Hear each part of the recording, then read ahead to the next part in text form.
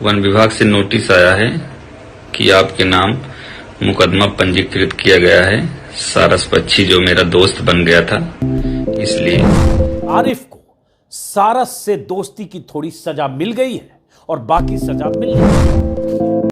आरिफ से सारस को छीनकर चिड़ियाघर के सरकारी पिंजरे में कैद कर दिया। आजादी के साथ रखने वाला आरिफ अब अभियुक्त घोषित कर दिया जा चुका है। उसे नोटिस भेजा जा चुका है। नमस्कार दोस्तों, क्या आपने अपनी जिंदगी में ऐसी कोई तस्वीर इससे पहले देखी थी? क्या आपने पहले कभी सुना था कि सारस जैसा कोई पक्षी किसी इंसान का ऐसा दोस्त बन जाए? आपने कभी देखा था कि सारस जैसा कोई पक्षी जंगल और अपनी जमात को छोड़कर किसी इंसान के साथ ऐसे रहने लगे? सारस और आरिफ नाम के शख्स की दोस्ती की कहानी क्या है, शायद आप जानते होंगे। बहुत से लोग इस पर वीडियो बना चुके हैं और लगातार बना रहे हैं। लेकिन अगर आप नहीं जानते हैं तो मैं एक किस्सा तो आगे बताऊंगा, लेकिन उससे पहले यह जान लीजिए कि आरिफ को सारस से दोस्ती की थोड़ी सजा मिल गई है और बाकी सजा मिलने वाली है। सरकारी तंत्र ने पूरी तैयारी कर रखी है।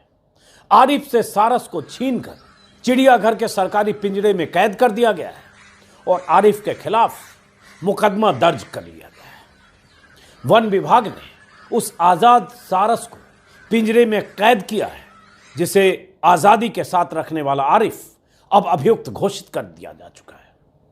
उसे नोटिस भेजा जा चुका है।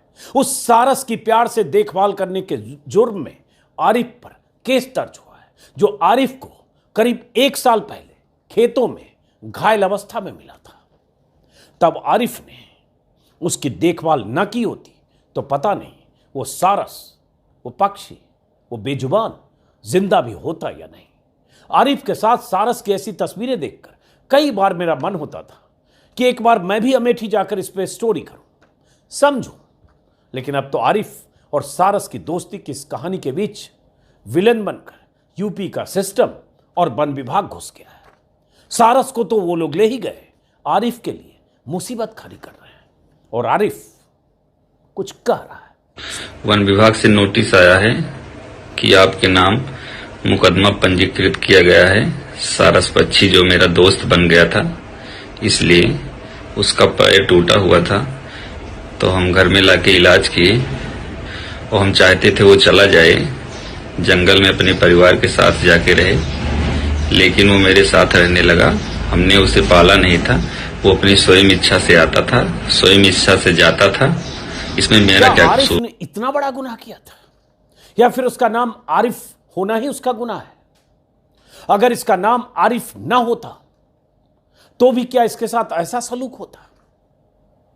अगर इसका नाम आरिफ नहीं होता तो भी क्या एक घायल सारस का उपचार करके उसका ख्याल रखने के बाद इसके खिलाफ मुकदमा लिख लिया गया होता? चूंकि मामला यूपी का है, सरकार योगी आदित्यनाथ की है, इसलिए सवाल मैं बहुत सोच समझ कर रहा हूं। आप भी सोच समझ कर ही इस सवाल का जवाब खोजिएगा।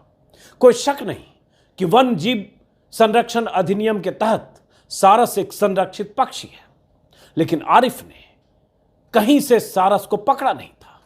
आरिफ ने सारस को किसी तरह से कैद नहीं किया था। आरिफ ने उसे कोई नुकसान नहीं पहुंचाया था, प्रताड़ित नहीं कर रहा था, बल्कि घायल पक्षी को जीवन दान देकर उसकी देखभाल कर रहा था। तस्वीरें लगातार बीते कुछ सप्ताह से वायरल हो रही थी। और फिर जो सारस आरिफ के साथ 1 साल से था, 2 महीने से सोशल मीडिया पर सारस के साथ उसकी तस्वीरें वायरल हो रही थी, अचानक वन विभाग के अधिकारियों का दस्ता उसके गांव पहुंचा और सारस को वन विभाग के कर्मचारी ले गए। यहां तक तो ठीक है, लेकिन आगे सुनिए। अगर मान भी लें कि संरक्षित पक्षी है सारस, इसलिए वन विभाग को पता चला तो उसे वहां से ले गए, लेकिन आरिफ के खिलाफ केस क्यों दर्ज हुआ? उसे नोटिस क्यों दिया गया? नोटिस की यह कॉपी मेरे हाथ में है और यही आरिफ की सबसे बड़ी मुश्किल है और इसकी आलोचना हो रही है। जांच अधिकारी हैं रेंज के इस केस के रणवीर मिश्र, तो जांच अधिकारी महोदय ने आरिफ को नोटिस भेजा है, मोहम्मद आरिफ को, जिसमें कहा है क्या वन अपराध संख्या 14/2022 23 दिनांक 9/3/2023 को गौरीगंज क्षेत्र में वन्यजीव संरक्षण अधिनियम 1972 की धारा फला फला फला का उल्लंघन करने के कारण अभियुक्त नामजद अभियुक्त, मतलब नामजद अभियुक्त सुन के लगता है बहुत बड़ा अपराधी, इस केस की जांच की जा रही है। आपको एतद द्वारा जो सरकारी भाषा होती है आपको सूचित किया जाता है कि आप दिनांक 2/4/2023 को प्रातः 11 बजे, मतलब 2 अप्रैल 2023 को प्रातः 11 बजे प्रभारी वनाधिकारी अमेठी वन विभाग निकट विकास भवन अधो हस्ताक्षरी के कार्यालय में उपस्थित होकर अपना बयान दर्ज कराएं। ये सहायक वन संरक्षक की तरफ से मोहम्मद आरिफ को चिट्ठी भेजी गई है। ये चिट्ठी मेरे पास है। तो ये तो है वन विभाग का रवैया, और वन विभाग के इस रवैये के पीछे कहीं तो कुछ खेल है, क्योंकि जानकारी यह भी आई थी कि जब वन विभाग वाले सारस आरिफ के यहां से ले गए थे तब उसे एक पक्षी बिहार में छोड़ दिया गया था। वहां से उड़कर सारस एक गांव में चला गया। गांव वालों ने उसकी देखभाल की। वन विभाग वालों को जानकारी मिली तो उसे कानपुर के चिड़ियाघर में ले जाकर इस पिंजरे में बंद कर दिया गया। तो अब सारस जो आजाद था आरिफ के यहां, अब पिंजरे में है ताकि कुछ दिनों के लिए उसकी उड़ान पर लगाम लग जाए, कहीं भागे नहीं। आजाद सारस आज कैदी बनकर कानपुर के चिड़ियाघर में मौजूद है। ये तस्वीरें फिर से वीडियो वायरल है। यूपी के पूर्व सीएम अखिलेश यादव का आरोप है कि चूंकि वो आरिफ और सारस की दोस्ती के बारे में जानकर कुछ सप्ताह पहले उससे मिलने अमेठी चले गए थे, इसलिए सरकार ने कार्रवाई की है। और यह सच भी है कि अखिलेश यादव के अमेठी पहुंचने के बाद आरिफ और सारस की कहानी खूब वायरल हुई थी। सुनिए क्या कह रहे हैं अखिलेश यादव और क्यों कह रहे हैं अखिलेश यादव। हमारे साथ आरिफ खड़े हैं और आरिफ ने एक बहुत अच्छा काम किया कि घायल सारस को समय पर उठाया, उसकी जो सेवा कर सकते थे की, उसका इलाज कराया और उसको जिंदा बचा लिया। उस दौरान सारस उनका मित्र बन गया और उनके साथ एक मित्रता का व्यवहार उन्होंने किया। ये बात जब मैंने सोशल मीडिया पर देखी, अखबारों में पढ़ा और मेरी पार्टी के संगठन के लोगों ने जब बात रखी तो मेरी इच्छा हुई कि जाकर के मैं आरिफ और सारस से मिलूं। जाकर के मैं जब वहां गया हूं, बीजेपी के बड़े बड़े नेताओं को पता नहीं कहां से घबराहट आ गई। आरिफ तो वोट दे सकता है मुझे, सारस तो नहीं देगा वोट मुझे। आरिफ से दुश्मनी हो सकती है आपकी, और मैं ये कहूं कि आरिफ से क्यों दुश्मनी है आपकी? वो तो 1 साल से सेवा कर रहा था। आखिरकार झगड़ा तो हमसे है ना, समाजवादियों से आपका। मैं सारस से मिलने क्यों चला गया? मैंने सारस के साथ तस्वीर अपनी क्यों खिंचवा ली? और अगर मुख्यमंत्री जी की तस्वीर किसी जानवर के साथ, किसी के अपने प्रिय के साथ इतनी लोकप्रिय नहीं होती है तो उसकी तकलीफ उन्हें क्यों है इस बात की? उन्हें परेशानी क्यों है इस बात की? भाई वो आप अपने भी प्रिय को कभी बिस्किट खिलाते हैं, हम बहुत सारे लोगों को जानते हैं वो दाना खिलाते हैं। अखिलेश यादव के आरोप में दम तो है, नहीं तो कोई वजह नहीं है कि पहले तो आरिफ के यहां से सारस को ले जाने के लिए लाओ लश्कर के साथ वन विभाग के अधिकारी पहुंच गए। उस वक्त की भी तस्वीरें हैं। फिर उसके खिलाफ मामला दर्ज कर लिया गया और ऐसा नोटिस भेज दिया गया। किसी को भी लग सकता है कि सारस को अगर वन विभाग वाले कानून के तहत पकड़ कर ले गए क्योंकि संरक्षित पक्षी है तो इतना हाय तौबा क्यों? लेकिन सवाल यह है कि आरिफ के खिलाफ वन अधिनियम के उल्लंघन का मामला दर्ज क्यों किया गया? उसने क्या इतना बड़ा गुनाह किया था? अखिलेश यादव समेत कई लोगों का यह कहना है कि जब पीएम मोदी राष्ट्रीय पक्षी मोर को पीएम आवास में दाना खिलाते दिखते हैं तो आरिफ ने कौन सा गुनाह कर दिया? संजय सिंह को सुनिए, जो आम आदमी पार्टी के सांसद हैं। अब तक आपने सुना होगा इंसानों को प्यार की इजाजत नहीं, लेकिन योगी राज में पक्षियों को भी प्यार की इजाजत नहीं है। मैं बात कर रहा हूं आरिफ और सारस की। सारस उत्तर प्रदेश का राज्य पक्षी जो 1 साल पहले घायल अवस्था में, गंभीर अवस्था में आरिफ को मिलता है। आरिफ उसकी सेवा करता है और वो पक्षी, वो बेजुबान पक्षी आरिफ से प्यार करने लगता है। उसी की थाली में खाना खाता है, उसी के साथ उड़कर बाजार में जाता है, खुला रहता है, फिर भी उसी के घर के आसपास रहता है, उसके घर में रहता है।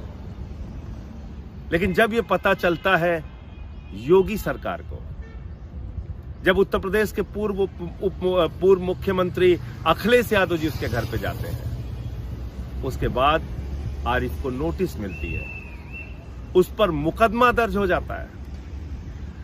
शायद उस बेजुबान पक्षी को ये नहीं मालूम कि भारतीय जनता पार्टी के राज में नफरत की तो इजाजत है, मोहब्बत की इजाजत नहीं। ऐसे काम करके आप क्या संदेश देना चाहते हैं? अखिलेश यादव, संजय सिंह और ट्विटर पर सैकड़ों लोग लगातार लिख रहे हैं कि आरिफ के साथ नाइंसाफी हो रही है। कांग्रेस महासचिव प्रियंका गांधी ने भी वन विभाग की कार्रवाई के खिलाफ और आरिफ के पक्ष में फेसबुक पोस्ट किया है। प्रियंका गांधी ने लिखा कि अमेठी के रहने वाले आरिफ और एक सारस पक्षी की दोस्ती जय वीरू की तरह थी। साथ साथ रहना, साथ साथ खाना, साथ आना जाना, उसकी दोस्ती इंसान की जीवों से दोस्ती की मिसाल है। आरिफ ने उनके प्रिय सारस को घर की सदस्य की तरह पाला, उसकी देखभाल की, उससे प्यार किया। ऐसा करके उसने पशु पक्षियों के प्रति इंसानी फर्ज की नजीर पेश की है, जो कि काबिले तारीफ है। लेकिन वन विभाग को यह पसंद नहीं, यूपी सरकार को यह पसंद नहीं। कुछ दिनों पहले जब मैंने पहली बार किसी इंसान के साथ सारस जैसे पक्षी की दोस्ती की ऐसी तस्वीरें देखी थी, यकीन ही नहीं हुआ कि इंसानों की बस्ती से दूर उड़ने वाला, खेतों में चुगने वाला, जंगलों या तालाबों के आसपास विचरने वाला सारस किसी इंसान के साथ इतना करीबी रिश्ता बना सकता है। बहुत तस्वीरें मैं देखता था, किसी इंसान की थाली में खाते हुए इतना पालतू कैसे हो सकता है? ऐसे सवाल मेरे दिमाग में आ रहे थे उन तस्वीरों को देखकर। ऐसा कैसे हो सकता है कि सारस जैसा पक्षी जो पालतू प्रजाति का नहीं है, वो किसी इंसान के दोस्त की तरह हो जाए? वो इंसान अगर मोटरसाइकिल पर कहीं जाए तो सारस साथ साथ उड़ते हुए उसके साथ चला जाए। मैं बार बार ऐसी तस्वीरें देखकर बहुत हैरान रहता था। तभी पता चला कि सारस को अपना दोस्त बताने वाले इस शख्स का नाम आरिफ गुज्जर है। अमेठी के गांव का रहने वाला है। बकौल आरिफ, कहानी यह है कि पिछले साल मार्च में खेतों में आरिफ को घायल सारस मिला था। उसके पैर जख्मी थे, वो उड़ नहीं पा रहा था। आरिफ उस सारस को घर ले आया, मरहम पट्टी लगाकर कुछ दिन उसका उपचार किया। घर में जो भी दाल चावल रोटी जो आरिफ और उसके परिवार के सदस्य खाते थे, वही खाना सारस भी खाने लगा। धीरे धीरे सारस आरिफ के परिवार का हिस्सा हो गया। आरिफ को लगता था कि जैसे ही सारस का पैर ठीक होगा, वो पूरी तरह से स्वस्थ हो जाएगा और उड़कर जंगलों में चला जाएगा, क्योंकि ऐसे पक्षी पालतू होते नहीं हैं। बाकी सारस पक्षियों की जमात में वो शामिल हो जाएगा, ये मानकर चल रहा था। लेकिन ऐसा हुआ नहीं। दिन में अगर कुछ घंटे, 2, 4, 6 घंटे के लिए सारस जंगलों की तरफ या कहीं दूर खेतों की तरफ या पक्षियों के बीच चला भी जाता था, तो शाम होते होते आरिफ के घर को ही अपना घर समझकर वापस आ जाता था। या उसे भूख लगती थी तो खाने के वक्त आ जाता था। वहां ना कोई पिंजरा था, ना कोई बंधन। आजाद होकर वो सारस आरिफ के साथ एक परिवार के सदस्य की तरह ज्यादातर वक्त रहता था, चाहे खेत हो चाहे घर का आंगन हो। आरिफ अगर खेतों में जाता था तो सारस भी कई बार उसके साथ खेतों में रहता था। आरिफ अगर मोटरसाइकिल से कहीं आसपास जाता था तो सारस भी उसके साथ उड़ता हुआ पहुंच जाता था। ऐसी तस्वीरें मैं लगातार देखता था। एक दिन मैंने देखा कि आरिफ जिस थाली में खा रहा था, उसी में सारस चुग रहा था। यह तस्वीर मुझे हैरान करती थी कि आखिर यह सारस एक इंसान से इतना कैसे जुड़ गया। तोते और कबूतरों को मैंने ऐसे इंसानों के साथ या इंसानों के करीब रहते या एकदम पालतू की तरह रहते हुए देखा है, लेकिन सारस जैसा पक्षी जो इंसान को देखकर ही उड़ जाता है। यह अलग बात है कि खेतों में होता है फसल चुगने के लिए। वजह एक ही हो सकती है, उस बेजुबान ने प्यार की भाषा को पढ़ लिया। आरिफ के प्यार और देखभाल ने उसे आरिफ का दोस्त बना दिया। आरिफ भी सबको यही कहने लगा कि सारस उसका दोस्त है। कुछ सप्ताह पहले फरवरी में पहली बार सोशल मीडिया पर आरिफ और सारस की दोस्ती के वीडियो वायरल हुए। तभी मेरी भी नजर पड़ी थी। एक अबूझ पहेली और अविश्वसनीय किस्से की तरह मैं आरिफ और सारस की तस्वीरों को देखता रहा और सोचता था, लेकिन अब इस कहानी का क्लाइमैक्स दुखद होता दिख रहा है। उम्मीद करेंगे कि योगी सरकार को अब भी एहसास होगा कि आरिफ के साथ नाइंसाफी होगी अगर उसे तंग किया जाएगा। करे सारस को बचाने की ऐसी सजा आरिफ को किसी सूरत में नहीं मिलनी चाहिए। उम्मीद करूंगा कि हम लोगों के वीडियो के बाद, ट्विटर पर बहुत सारे लोग लिख रहे हैं, उसके बाद शायद वन विभाग इस नोटिस को भेजकर आरिफ को तलब तो कर लिया है वन विभाग, लेकिन परेशान नहीं करेगा, इस मामले को खत्म करेगा। अभी कुछ देर पहले वीडियो रिकॉर्ड करने से पहले मैंने अमेठी में किसी को फ़ोन किया और मैंने आरिफ से भी फ़ोन पर बात की। उसने भी पूरा मामला यही बताया। वो भी हैरान है कि आखिर मैंने ऐसा कौन सा गुनाह किया। लेकिन आप समझ सकते हैं, जैसा मैंने कहा, एक गुनाह यह भी हो सकता है कि उसका नाम आरिफ है और दूसरा ये कि अखिलेश यादव भी वहां गए थे। फिलहाल इस वीडियो को खत्म करते हैं। अगर आपने मेरे यूट्यूब चैनल को सब्सक्राइब नहीं किया तो सब्सक्राइब करेंगे, मुमकिन है तो ज्वाइन करेंगे। राजनीतिक खबरों के बीच मुझे लगा कि आरिफ की बात, चूंकि आरिफ अब नाइंसाफियों का शिकार हो सकता है, इसलिए उसकी बात भी आप तक पहुंचनी